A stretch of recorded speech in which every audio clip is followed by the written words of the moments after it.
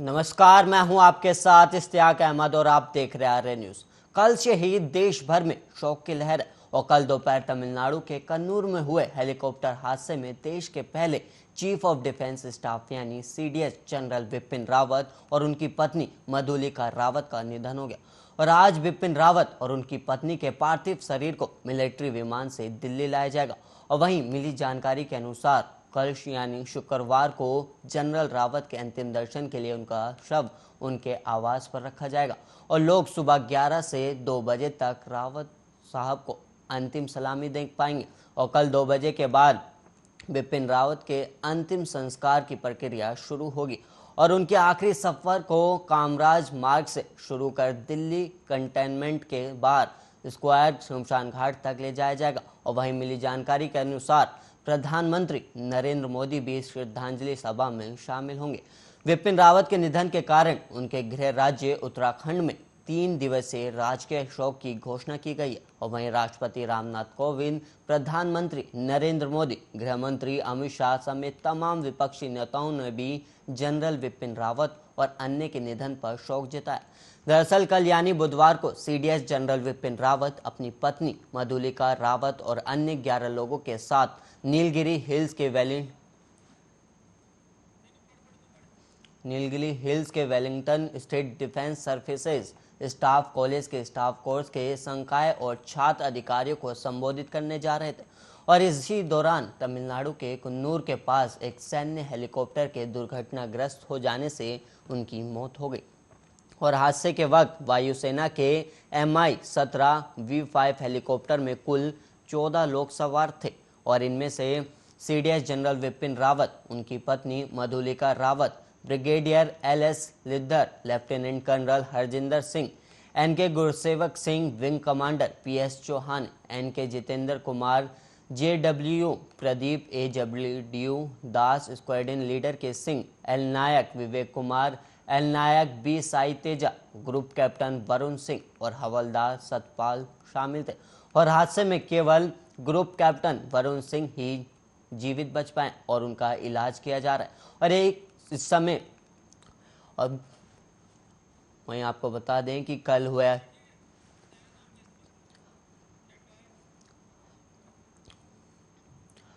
और वहीं इसी खबर पर हमारे साथ चर्चा के लिए रक्षा विशेषज्ञ कैप्टन अनिल गौर जुड़ गए। अनिल जी, आपका आर्य न्यूज पर बहुत बहुत स्वागत है।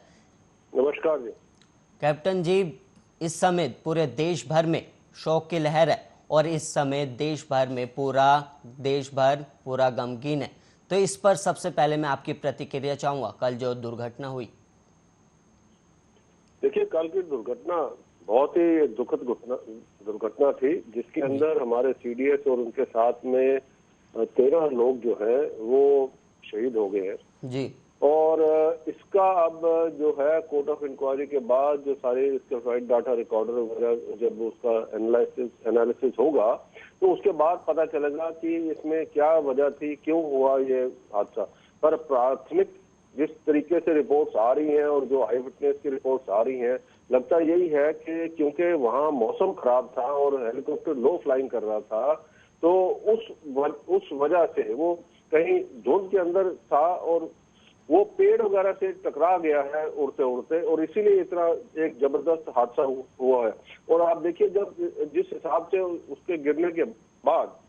उसमें आग लग गई, तो आग से जितने हमारे जो अंदर उसमें सवार थे सारे के सारे लोग वो हैं वो बहुत बुरी तरह से झुलस गए थे। और अब वो जैसे कह रहे थे कि कल भी कह रहे थे कि जी अब उनका DNA एनालिसिस करके ही उसका देखेंगे कौन से शव किसका है। तो इसका मतलब आग के अंदर सारे के सारे शव जो है वो झुलस गए थे। और अभी ग्रुप कैप्टन वरुण जो है वो बचे हैं और वो उनका तकरीबन 45% बर्न से वो बच गए हैं,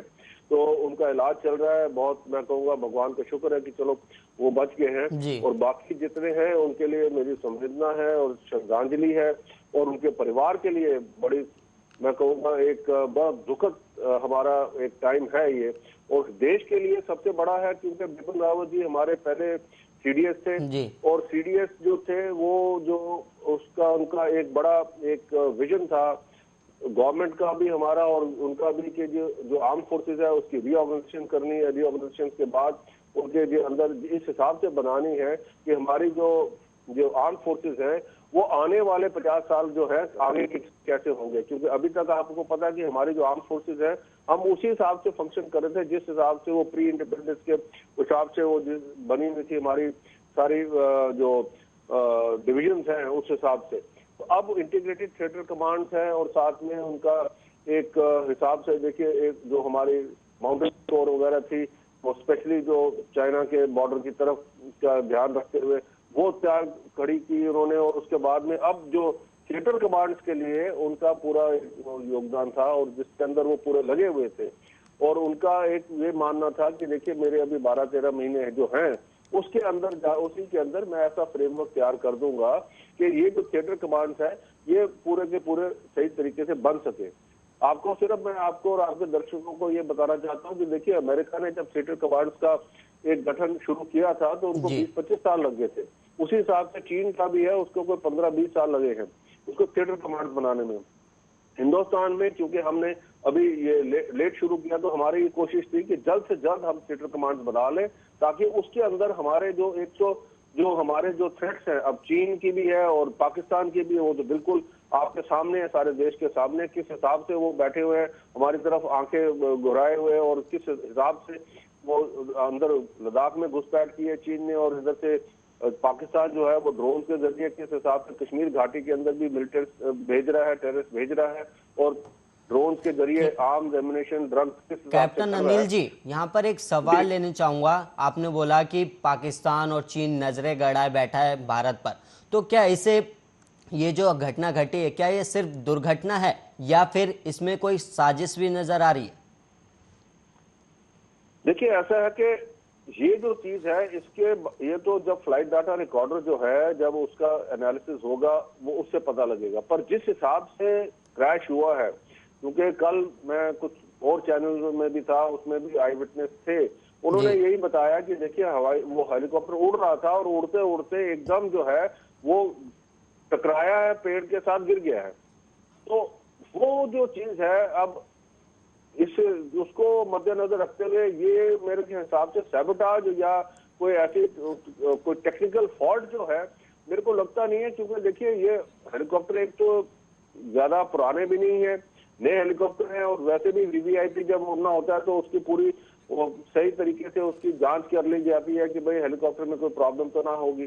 तो ये चीज है मोस्ट प्रॉब्ली देखिए क्योंकि वहां का एरिया जो था उसके अंदर धुंध बहुत थी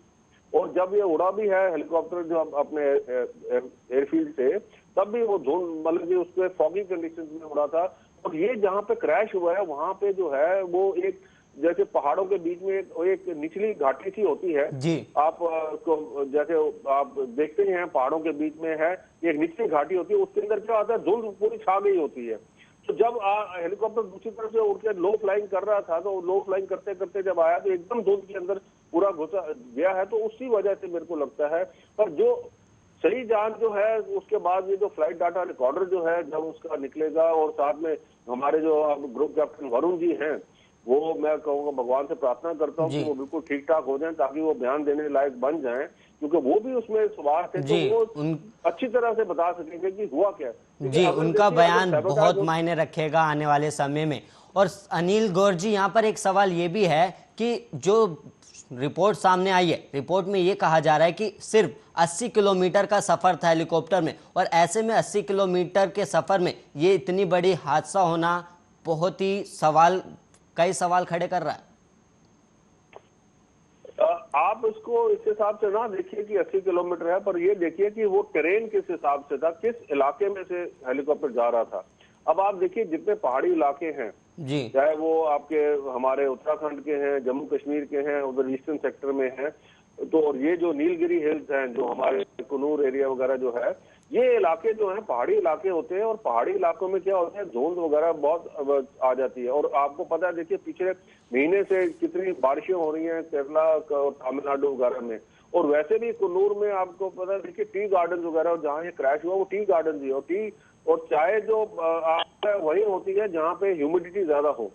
ठीक है नहीं, और उसके अंदर बारिश अच्छी हो, पानी अच्छा लगता रहे उसमें, तो वो वहां पे होती है। और उस वजह से क्या है कि धुंध जो है वो धुंध का तो आप कुछ कह नहीं सकते ना। देखिए क्योंकि धुंध तो चलती है जिस हिसाब से आपने देखा होगा कि अब मैं यहाँ पे जम्मू कश्मीर की एक बात करूं कि उसमें क्या होता है, सर्दियों में क्या होता है कि हमारे नगरोटा एरिया जो है वहां से लेकर पूरे जम्मू पूरा का पूरा धुंध में पूरा घिरा होता है। और जब ऊपर का उस नगरोटे से ऊपर उधमपुर की तरफ चले जाएं, उधमपुर में धूप होती है बहुत। तो अब जब हेलीकॉप्टर आ रहा होगा तो अगर उसे लैंड करना है ये एयरफील्ड के ऊपर, तो वो धुंध में से करेगा। अब वहां पे क्योंकि और जो ये हादसा हुआ भी है वो बता रहे सिर्फ वो 5, 7, 10 किलोमीटर था उससे अपना वेलिंगटन स्टाफ कॉलेज से, तो वो जाहिर है वो पेड़ों के बीच में से ही निकल रहा होगा उधर से। और जिस हिसाब से ये जो आई विटनेस ने कल बताया जी, वो तो लगता यही है कि ये लो फ्लाइंग की वजह से ये जो है वो पेड़ से टकरा के ही एकदम हुआ है। क्योंकि अगर सैबोटाज हुआ होता, अगर जैसे आप कह रहे हैं कि उसके अंदर कोई साजिश होती, कोई मिसाइल स्ट्राइक वगैरह होती या कोई और चीज होती, तो उसमें क्या होता कि जो हेलीकॉप्टर है वो हवा में टूट जाता और हवा में एक पूरा आग का गोला दिखता। ऐसा नहीं हुआ है, ये आग का जो एक सीधा नीचे गिरा है जमीन के ऊपर और उसके बाद में आग लगी है, जैसे कि आई विटनेस बता रहे हैं। तो इसलिए ये जो चीज कहना की थी 80 किलोमीटर, 80 की बजाय मैं कहूँगा अगर 20 किलोमीटर भी चलना हो तो अगर धुंध के अंदर जो फंस जाए हेलीकॉप्टर तो उसके लिए बहुत मुश्किल हो जाती है, क्योंकि पायलट को पता नहीं लगता, दिखता नहीं है कि जमीन के ऊपर कितना है। और देखिए जो एक आधा जो पेड़ वगैरह भी होते हैं वो पूरे उसके रडार में आते नहीं है। एक उसको संकेत मिलता है कि हाँ जमीन से कितने स्तर ऊपर है, पर एक्चुअली एक एक जो पेड़ जो है, अगर एक बीच में पेड़ ज्यादा ऊंचा है तो वो सिर्फ आई साइट से, आंखों से देख के ही पता लगता है कि हाँ जी हम इस पेड़ के ऊपर हैं। और आपने देखा कई बार जो हेलीकॉप्टर हमारे हादसे होते हैं वो ऐसे होते हैं कि बिजली की तारों में फंस जाता है हेलीकॉप्टर। वो इसीलिए क्योंकि जब लो फ्लाइंग करता है तो ये एक खतरा हमेशा रहता है हेलीकॉप्टर के ऊपर कि या तो बिजली की तारों पे या फिर जो है हमारे जो ये अपना पेड़ों के बीच में कहीं ना कहीं वो मतलब कि उससे लग ना जाए, तो ये खतरा रहता है। और मेरे को लगता है कि जो क्योंकि हमारे पायलट जो दोनों थे वो बहुत ही एक्सपीरियंस पायलट थे, तो मेरे को लगता नहीं है कि ये बात कोई ऐसी सैबोटाज की होगी, क्योंकि यही है कि एकदम जो अपने धुंध के अंदर आ गया है और उसकी वजह से वो एकदम वाइट आउट होने की वजह से ही वो जो पायलट का ओरिएंटेशन जो होता है वो एकदम खो बैठे हैं और उसी में ये हादसा हो गया है। अनिल गौर जी, एक यहाँ पर एक सवाल ये भी लूंगा कि जो हमारे एक्स ब्रिगेडियर है सुधीर सावंत, उन्होंने बयान दिया है कि इसकी जांच होनी चाहिए क्योंकि उन्हें भी आशंका है कि ये शायद ये साजिश है। उन्होंने बयान दिया है कि इसकी सुरक्षा एजेंसी जांच करे। देखिए जांच तो बिल्कुल होगी, हर क्रैश हर हादसा जो होता है आर्म फोर्सेस के अंदर, कोई भी हादसा होता है चाहे वो छोटा है चाहे बड़ा है कुछ भी है, उसकी जांच होती है, उसकी कोर्ट ऑफ इंक्वायरी बैठती है और ऑलरेडी एयरफोर्स ने बैठा दी है और वो पूरी की पूरी टेक्निकल तरीके से भी और दूसरे तरीकों से भी पूरी जांच होती है उसके अंदर। और ये जांच तो होनी है, चाहे कुछ भी कह लीजिए आप, ये जांच तो एक हमारे प्रोसीजर में, आर्म फोर्सेस के प्रोसीजर में है कि अगर कोई चीज है, क्योंकि देखिए इसके अंदर नुकसान हुआ है देश का, एक तो इक्विपमेंट का नुकसान हुआ और दूसरे जान माल भी गए हैं और उसमें अब इसमें तो सीडीएस भी थे हमारे। तो जब भी कोई ऐसा हादसा होता है, चाहे वो छोटी सी गाड़ी का क्यों ना हो चाहे मोटरसाइकिल का क्यों ना हो, और इसमें तो हेलीकॉप्टर गया है, तो इसमें तो जांच होनी ही होनी है, तो उसमें कोई वो नहीं है। ये तो ऑलरेडी एयरफोर्स ने अनाउंस कर दिया है कि उन्होंने जो है कोर्ट ऑफ इंक्वायरी बिठा दी है। अब वो जितना मलबा है उसको वो सारा एग्जामिन करेंगे, फ्लाइट डाटा रिकॉर्डर जो है उसको डिकोड करेंगे और उससे पता लग जाएगा कि एक्चुअल में क्या बात हुई थी वो उनका के अंदर जब ये उड़ता उड़ता हेलीकॉप्टर एकदम जो है क्रैश हो गया। अनिल गौर जी, यहाँ पर एक सवाल ये भी है, क्या सुरक्षा के लिहाज से कई सवाल भी खड़े हो रहे हैं, क्योंकि क्या इसमें टेक्निकल फॉल्ट भी सामने आ सकता है क्या? क्योंकि जो हेलीकॉप्टर जो कल क्रैश हुआ उसमें कई देश के कई बड़े नेता, बड़े अधिकारी और जो हमारे सीडीएस बिपिन रावत है वो भी सवार है, तो क्या उससे पहले इन सब चीजों की जांच नहीं होती है? देखिए जांच सब चीजों की होती है, ये नहीं होता कि जो जब और स्पेशली जब वीवीआईपी ने उड़ना होता है, वीवीआईपी किसी जगह जाता है, हर चीज की जांच होती है और बड़ी कड़ी जांच होती है। पर हादसा जब होता है तो उसकी जो इन्वेस्टिगेशन है उसी से पता लगता है कि इसका कारण क्या था। अब इसका कारण तभी पता लगेगा, सही कारण जो है वो यही तभी पता लगेगा जब इसकी जांच जो है वो पूरी होगी, और जब सारे जो तथ्य हैं, जो सारे के सारे तथ्य हैं, ये जांच कमेटी जो है वो सारी चीजें देखेगी। टेक्निकली भी जो उसका मलबा है हेलीकॉप्टर का, उसको भी एग्जामिन करेंगे कि भाई क्या उसके अंदर है, और जिस हिसाब से वो कैसे गिरा है, कहाँ पे गिरा है। क्योंकि आप देखें उसके जहां पे गिरा है उसके उधर पेड़ जो दिख रहे थे आपके वीडियो जी। के अंदर, उसमें वो काफी बड़े बड़े पेड़ थे, और आप देख रहे हैं कि एकदम पेड़ों के बीच में वो गिरा है और वहां पे एकदम आग लगी है। और ये तभी हो सकता है कि एकदम जो हेलीकॉप्टर है वहां पे गिरा है, ये नहीं हो सकता। ये अगर हेलीकॉप्टर हवा में ये क्षतिग्रस्त होता तो ये ऐसा नहीं होता, फिर उसका जो मलबा है वो बड़ी दूर दूर तक फैला होता। जी। तो ये जो दिखा रहा है, ये दिखा रहा है कि सीधा का सीधा एकदम नीचे गिरा है। और मैं तो यही, मेरे को जो अभी तक मेरे को जो समझ आ रही है वो यही है कि हो सकता है कि ये जो है फॉगी कंडीशंस के अंदर किसी पेड़ से टकरा गया है, क्योंकि पेड़ जो है कि हो सकता है कि वो जो उसकी हाइट जो है जो उसकी काफी ऊंची होगी जिससे ये टकराया है। और एकदम क्योंकि हेलीकॉप्टर जब उड़ता होता है एकदम ऐसे अगर चीज से टकराए तो उसके लिए तो क्षतिग्रस्त होना बहुत मुमकिन है। तो ये लगता है मेरे को, क्योंकि अगर टेक्निकल भी देखिए, अगर कोई इसमें टेक्निकल फॉल्ट होती है ऐसी, तो हेलीकॉप्टर के अंदर क्या होता है कि पायलट जो है उसको फिर भी रिएक्शन टाइम मिलता है। जी। अभी हाल ही में यहाँ पे जो है हमारे इधर वैष्णो देवी, माता वैष्णो देवी में जो हेलीकॉप्टर चलते हैं वहां पे एक क्रैश हुआ था हेलीकॉप्टर, और उसमें पायलट ने उसके अंदर जो 6 पैसेंजर थे और पायलट ने उसको, वो उधर भी यही हुआ था कि वो जो है बिजली की तारों में फंस गया था एकदम, और फिर भी पायलट ने उसके अंदर बचा लिया। सिर्फ उसमें पायलट ने अपनी जान चलेगी, पर बाकी जितने लोग थे उसके अंदर वो सारे के सारे बच गए और उसमें आग नहीं लगी। तो ऐसे में होता है कि अगर ऊपर कहीं टेक्निकल फॉल्ट हो तो पायलट के एकदम उसका रिएक्शन कर लेता है, पर जिस हिसाब से ये हुआ है मेरे को लगता नहीं है कि पायलट को भी टाइम मिला है उसके अंदर कुछ करने के लिए, और ये इमीडिएटली जो है सीधा का सीधा जमीन के ऊपर क्रैश हो गया। अनिल गौर जी, उत्तराखंड में उनके बिपिन रावत के गृह में जो उत्तराखंड है उसमें 3 दिन का शोक का वो रखा गया है, तो क्या पूरे देश में नहीं रखा जाना चाहिए शोक? देखिए ये तो एक मैं कहूंगा पॉलिटिकल सवाल है, ये तो गवर्नमेंट ऑफ इंडिया को देखना है कि क्या करना है उन्होंने। और आमतौर क्या होता है कि हमारे जब भी ये जो हमारे चीफ हैं या वैसे हैं तो उनके लिए ये तो गवर्नमेंट की पॉलिसी है जो उसी हिसाब से करेंगे, उसके ऊपर मैं टिप्पणी नहीं करना चाहता। पर ये तो है कि अगर हमारे जो चीफ ऑफ डिफेंस स्टाफ हैं, क्योंकि वो सिंगल पॉइंट जो है, एक हमारे एक तो सारे तीनों सेना के प्रमुख थे और साथ में देश के भी वो बिल्कुल सबसे नंबर 1 जो हमारे वो हैं, तो वो उसके लिए तो उनको जरूर कुछ ना कुछ करना चाहिए था। पर वो तो अब ये जो है ये तो अब देश के मैं कहूँगा गवर्नमेंट ऑफ इंडिया का है कि वो कैसे करते हैं। अनिल गौर जी, यहाँ पर एक सवाल है जो पूछते हुए भी अजीब लग रहा है, लेकिन कई देशों ने शोक जताया और वहीं हमारे देश के कई लोगों ने सोशल मीडिया पर इस पर खुशी जाहिर किया, लाइक पटाखे फोड़कर, और इमोजी जो उनकी फोटो जो डाली गई थी कि अलविदा विपिन रावत जी, तो उन पर हंसने वाले रिएक्ट किए गए। तो इस पर आपकी प्रतिक्रिया चाहूंगा। देखिए हमारे देश की अफसोस ये है कि हमारे देश में जो ऐसे लोग हैं और उनको बढ़ावा देने वाले भी पॉलिटिकल पार्टीज है और ह्यूमन राइट्स वाले हैं, और ये जब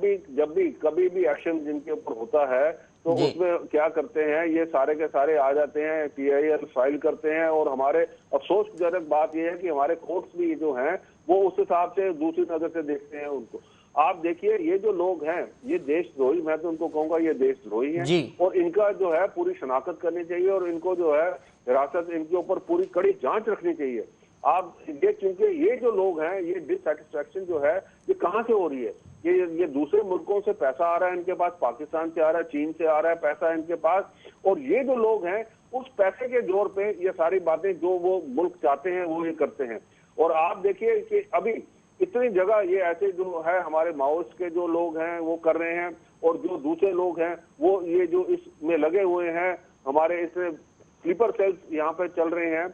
जब कार्रवाई इनके ऊपर होती है तो फिर ये सारे के सारे चलाते हैं। अभी आप देखिए नागालैंड के अंदर मैं आपको कहूँ एक हादसा हुआ है जी। उस हादसे के अंदर जो है ट्रक जो है 2 जो चेक पॉइंट है वो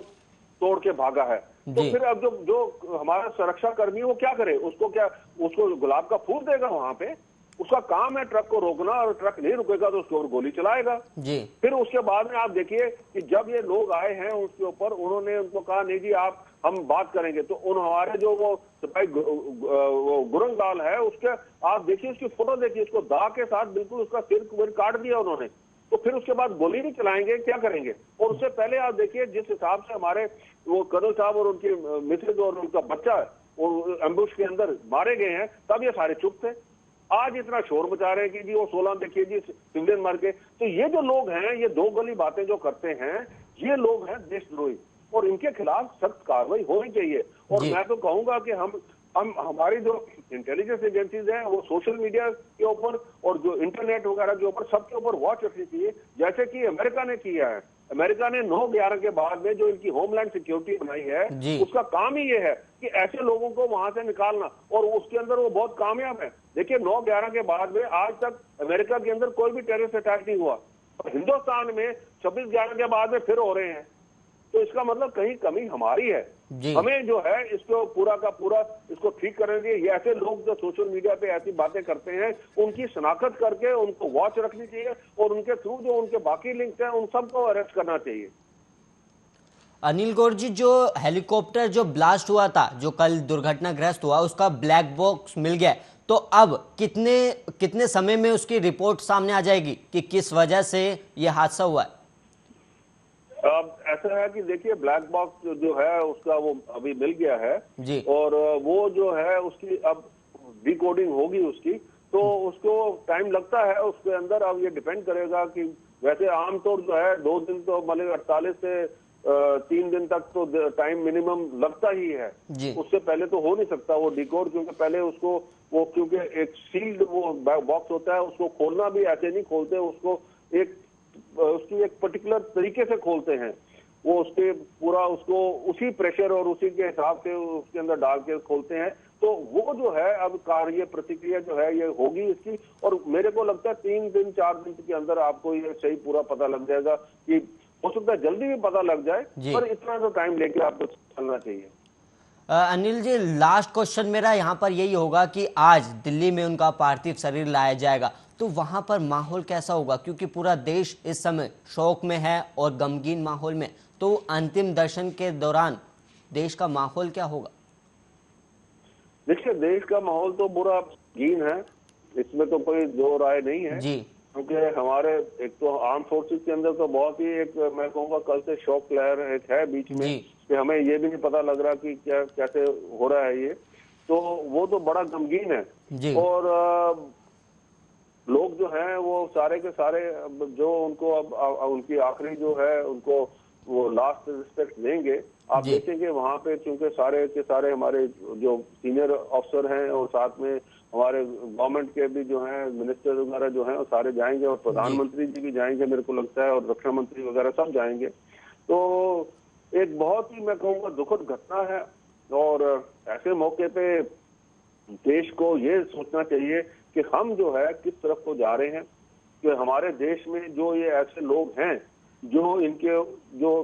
इस देश को तोड़ने में लगे हुए हैं और इस देश के खिलाफ काम करने में लगे हुए हैं, ऐसे लोगों को हमें खुद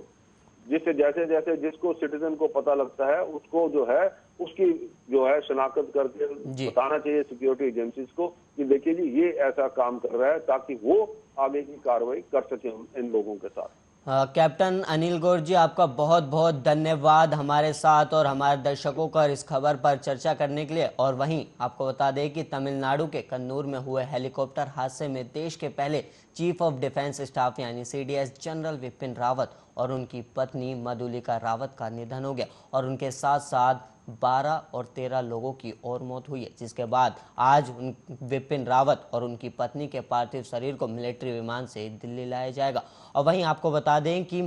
शुक्रवार को जनरल रावत के अंतिम दर्शन के लिए उनका पार्थिव शरीर उनके आवास पर रखा जाएगा, और सुबह 11 से 2 बजे तक विपिन रावत को अंतिम सलामी दे पाएंगे। और इसी के साथ इस स्पेशल प्रोग्राम में इतना ही, और ऐसे ही देश और दुनिया की तमाम खबरों के लिए आप बने रहिए आर्या न्यूज़ के साथ।